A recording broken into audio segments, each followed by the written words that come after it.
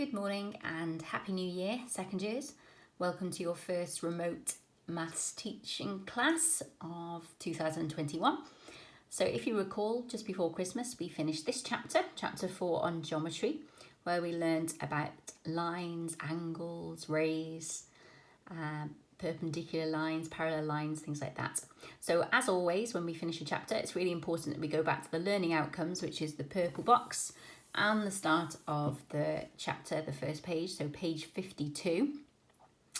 And we tick off all the bullet points if you feel that you now know them. Remember, this is for your use, so be honest with yourself. Don't tick them if you think you need to spend more time learning them. That's the whole purpose of it. It's to help you to have an idea of where you're at in terms of what you should know and what you do know at this moment in time. And then likewise, we're going to be starting a new chapter today, but it's a continuation of that one. So it's Geometry 2. So if you want to turn to page 286, and you'll see then it's called theorems. And again, here's our learning outcomes. This is the list that the examiners that write your junior cert exam, that's what they will have in front of them when they set your questions. So if you want to pause the video and tick any that you might know already, of course it's the start of the chapter, we haven't learned it yet, so it may be that there's a lot of things there that you can't tick off. Maybe there's none at all at this moment in time, and that's absolutely fine. But hopefully once we've finished the chapter, then you'll have lots more ticks to add to it. Okay, so we're going to get started. Okay, so on next page, 287, and you can see the keywords for this chapter. So these are the words that we're going to have to learn. And you'll notice from the assignment that I've also asked for you to record and define those in your notes copy today. So that will be one of your photos to upload to me on Edmodo. So far you'll have your 2 learning outcome pages, photos of them being ticked.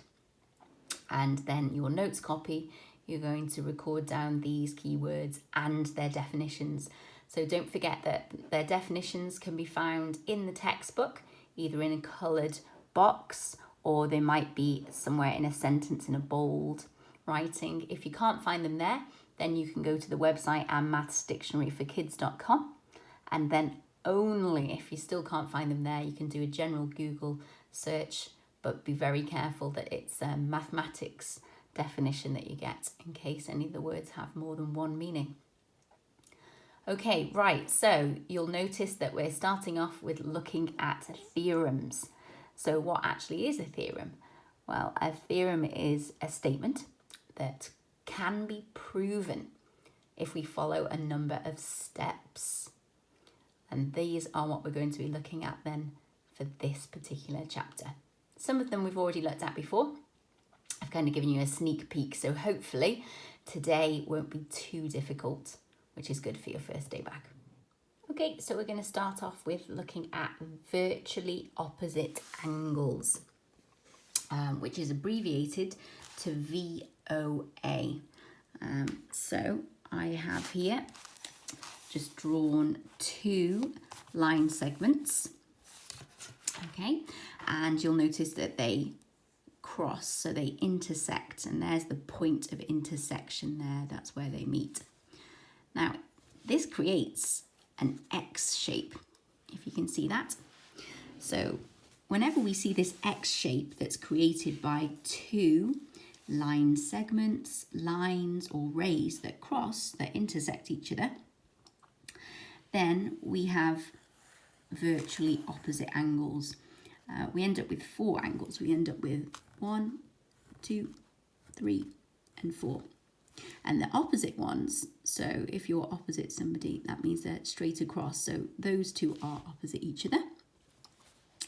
And then also these 2 are opposite each other, which means that if I was to call this one maybe angle 1, let's say this is angle 2, this one is angle 3, and this one is angle 4. Then what I've just said is that I now know that angle 1, the measure of angle 1, so if you remember we learned about the modulus lines, 2 lines mean the measure of or the distance between. So when it's an angle, it's the measure of. So our angle 1, because it's opposite to angle 3, then it has the same measurement. So angle 1 is equal to angle 3. And then what we do when we use theorems is that we must then explain or justify, so give a reason for why we know that this angle is the same as this one. And our reason is the abbreviation VOA, which stands for virtually opposite angles. If we look at the worked example, it's on the bottom of the page 287. It shows two lines, and we know that they're lines because of the lowercase letter L and K. The small letters there means that these are actually lines, not line segments or rays, so they will go. This one here is going to continue on all the way up to infinity, and this one to minus infinity if they were on a scale like the Cartesian plane, like the x-axis. And the same for this one. This one's going to go all the way up this way, on forever and down forever as well. Now, because they're both lines and they have crossed each other, so there's the point of intersection just there in the middle, that has created this X-like shape, which we talked about, which means virtually opposite angles exist.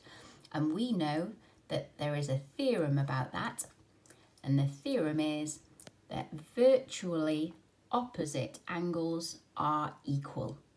So you can see that the A angle, which we don't know, and that's what this example is asking us to find, is opposite the 50 degrees. So therefore, angle A must be the same as 50 degrees. So the distance between angle A, so the measure of angle A, is 50 degrees. We mustn't forget the degree symbol, and we then put in brackets our reason. So the angle is vertically opposite the 50 degrees. Or it's simply okay to write the initials VOA like we did on our example earlier. And then angle B is virtually opposite 130. So that must be exactly the same measurement too. Okay, and if you wanted to check your answers, you know that all four of those, because that creates an entire circle, they will add up to 360. So 130 plus 50 is 180, and that's correct as well, because that's a straight line, and we know that that's half a circle, 180 degrees. And then another 130 and another 50 makes 360. And likewise, this 50 and 130 also lie in a straight line. So the two of them have to make 180 as well.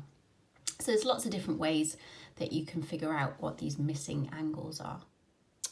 On to the next page, the worked example 18.2 then. So again, we've got two lines. There's line Q, lowercase small letter q, so we know it's a line, and lowercase p, so it's another line. And they're crossing again. And we know that that makes this cross shape, which means virtually opposite angles exist. So I can immediately work out that angle B then is the same as this one that's opposite it, 110 degrees. And this is how we would show it in our answer. So the measure of angle B, so the measure of is those two modulus, the two lines either side, and it's equal to 110 degrees. And then we have to write our reason, so in brackets, and we can write the letters VOA, and that's the abbreviation for virtually opposite angles. Now, what about getting C then? Well, we're going to do that in a different way. We're going to think of the whole line P. If we go from here and measure, so B plus C, that's the whole straight line, the straight angle. And we know that that makes 180. And if B is 110, then we can take that away from the 180. So 180, take away the measurement of B, and that's going to give us what's left for C, 70 degrees. So 110, 70, and that tells us then as well, we don't actually have to give the answer to this, but that this part must be 72 because it's virtually opposite the angle C. So for the rest of the first half of this double, I want you to do 2 questions from exercise 18.1, page 288. So please, in your exercise copies, make sure you use your full headings. And question 3, which is this one here, and that's where I'm asking you to figure out which of the labelled angles, whether it's label angle 1, 2, 3 or 4, will be vertically opposite to angle 1. So you just need to write down the number of the angle that's virtually opposite. So that's question 3. And then question 5, which is on the next page, so page 289, and I'm asking you to work out here what the 2 missing angles, like in our worked example, are, or 3 in the case of C and D. Okay, and then we'll move on to the second lesson once you have done that. Okay, so in this lesson we're going to look more at some lines that intersect each other, but this time we're not just looking at 2, we're looking at 3 or more. And if you look at this first example here on page 289, so what we have is we have a pair of parallel lines. Now there is no arrow to suggest that they are definitely parallel, so we wouldn't make any assumptions. If we're doing correct mathematics, we would know that we should have an arrow on both of those lines to say that they really are parallel, but they do look it to the eye. And they are being intersected by this one line that's coming down here. And we call that a transversal.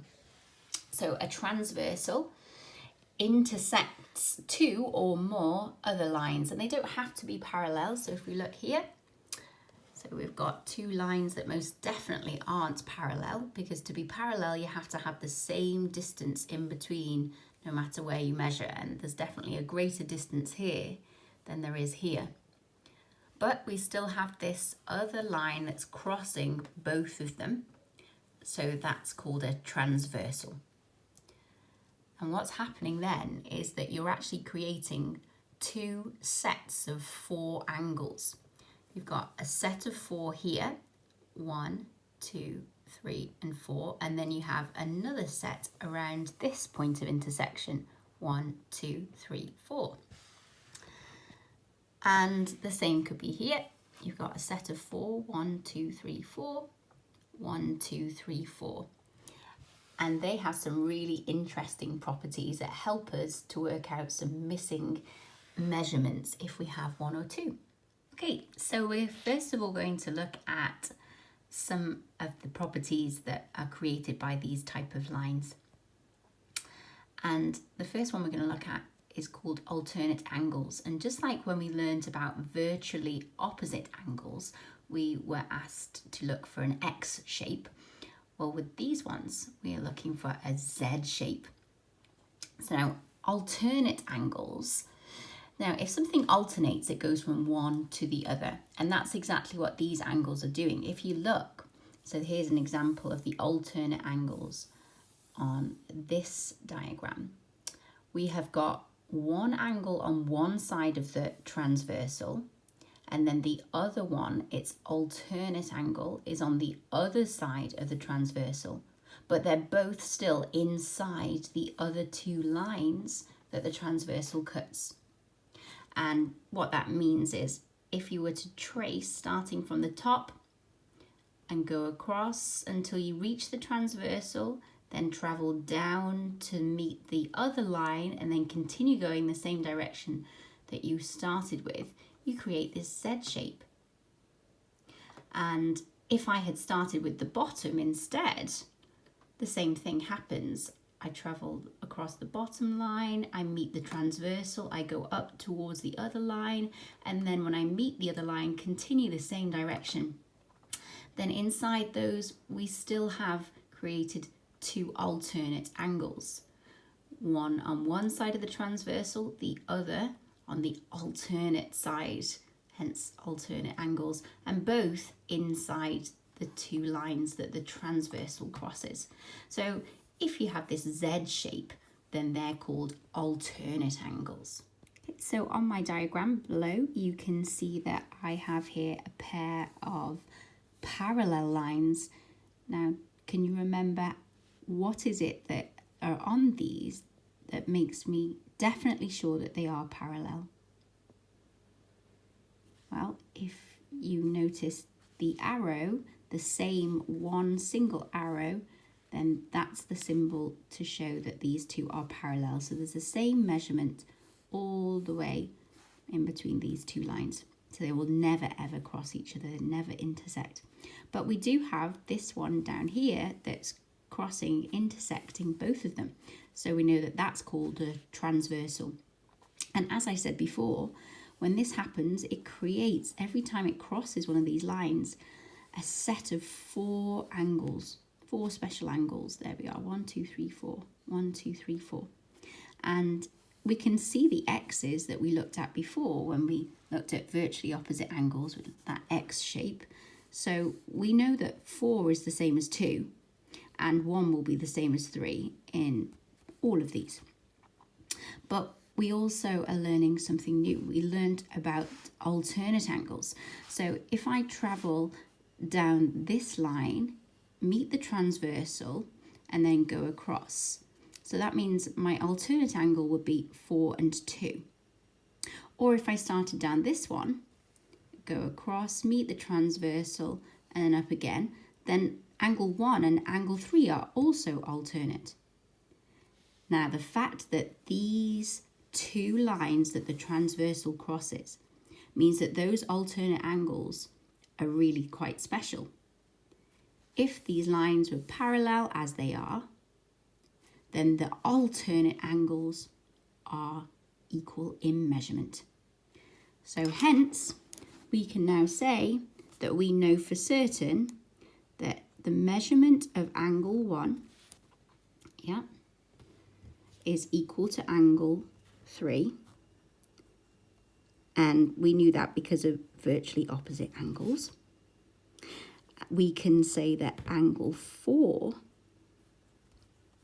the measurement of that is equal to the opposite number 2, virtually opposite. Or we could instead use the Z shape here, where we've got number 4, number 2. So we could have used instead alternate angles. And likewise, we could have done our Z the opposite direction. So I could go from this down here, up my transversal, and over this way. So you can see that 3 and 1 are alternate angles. So we could also have used the letters AA. Okay, so you can see it a little bit more clearly now. I've drawn the one Z in green and the other one in blue. So alternate inside, alternate inside. Okay, and that also brings us to the converse. Now, if you remember, we looked at converse before. Converse means the opposite. And this is theorem 3. And theorem 3, as you can see here on page 290, states that if a transversal, there we are, makes equal alternate angles, so the Z that it creates has 2 angles that are alternate and equal in measurement, then that is enough information for us to know that the 2 lines that it cuts, that it intersects, must be parallel. Okay, so we're moving on to the last theorem for today, and we're looking at corresponding angles which are still created from our scenario of having 2 lines that are intersected by a transversal. Okay, so 2 lines and there's a transversal. Now, we've already looked at the X shape that's created and they're virtually opposite angles. We've already looked at the Z shapes and that's alternate angles. And then thankfully, there is another shape that will help us to learn the corresponding angles, and that is the letter F. Now, here are the 4 sets of corresponding angles, and you can see that some of them look like a regular F. So here we got a regular F, and then the others might be upside down and back to front, or just back to front. But they still have this F shape if you turn them around. But let's actually figure out what it is that makes them corresponding and why they are special or linked together. Well, if we take these ones here, A corresponds to the angle B. Now, if something corresponds, it means it relates to it. It's similar to it. Well, it is. If you think about it, they are both to the left of the transversal and underneath the line the transversal cuts. So let's look on this set of 4.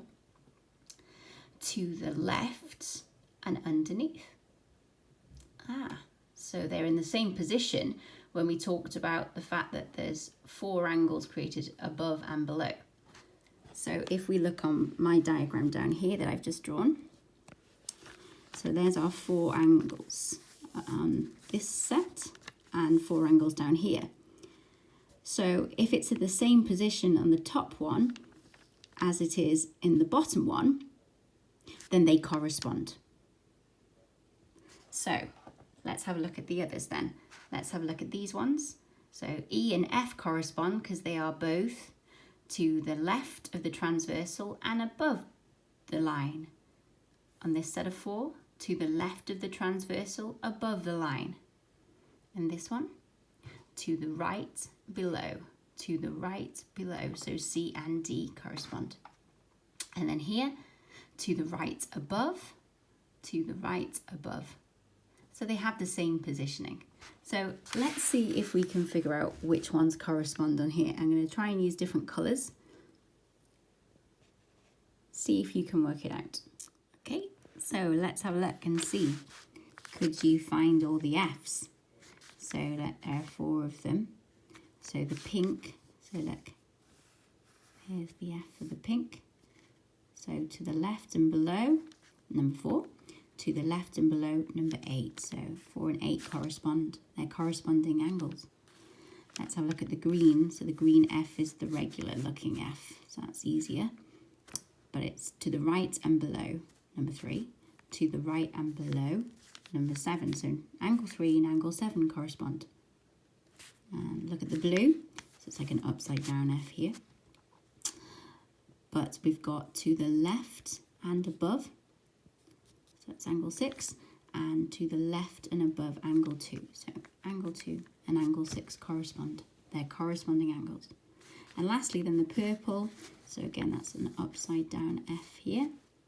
And they're from the top set to the right and above, angle 1. Bottom set to the right and above, angle 5. So angle 1 and angle 5 are corresponding angles. Now, we notice that the 2 lines that this transversal intersects have the arrows again. You remember what that means? It means that they are parallel. And just like how we learned that alternate angles created from 2 parallel lines being intersected by a transversal, how the alternate angles are equal. Well, guess what? So are corresponding angles. So that means that all of our corresponding angles that we worked out here are in fact equal. So angle 4 is equal to the measurement of angle 8. Angle 3 is equal to the measurement of angle 7. The measure of angle 2 is equal to the measure of angle 6, and the measure of angle 1 is equal to the measure of angle 5.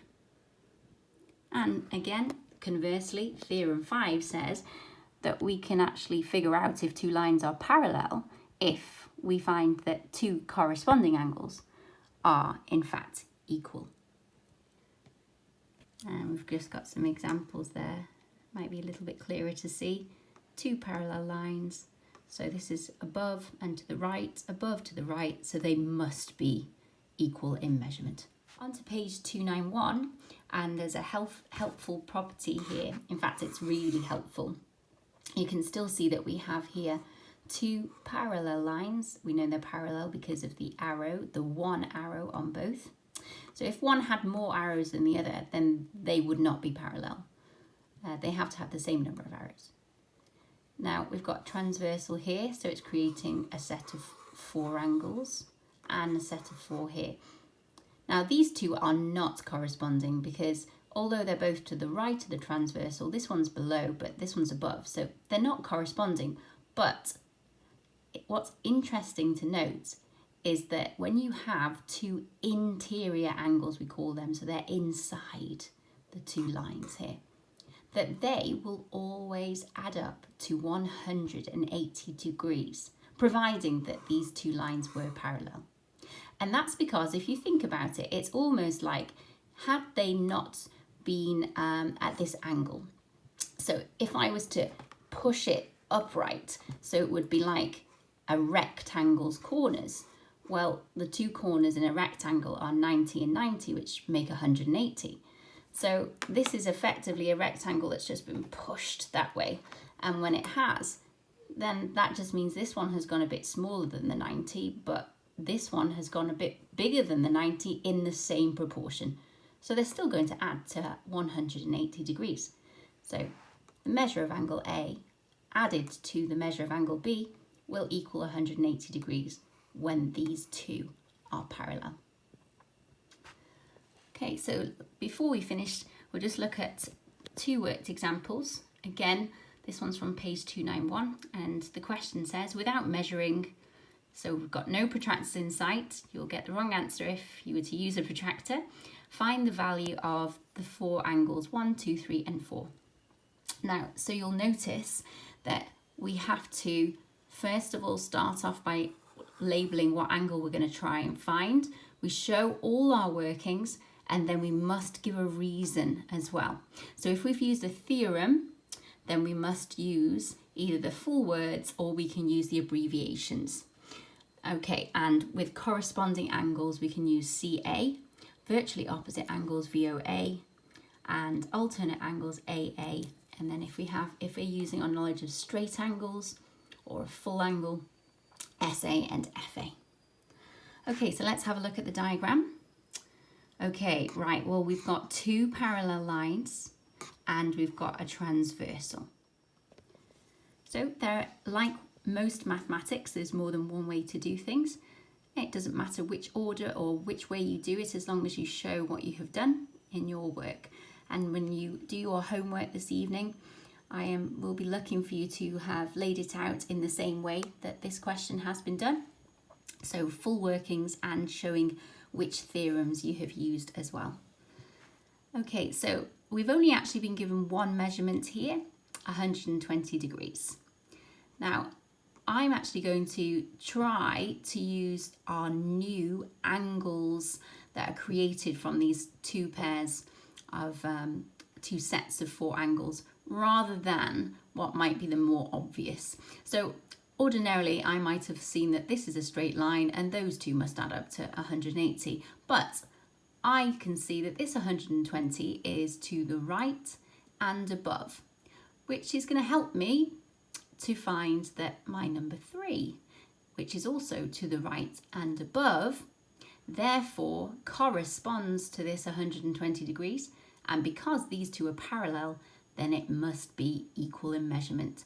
So therefore angle 3 is 120 degrees, and I have used corresponding angle. So I would put corresponding angle or CA. Okay, so that means I've got this one here. Now next I can see that my X, that's the virtually opposite angle.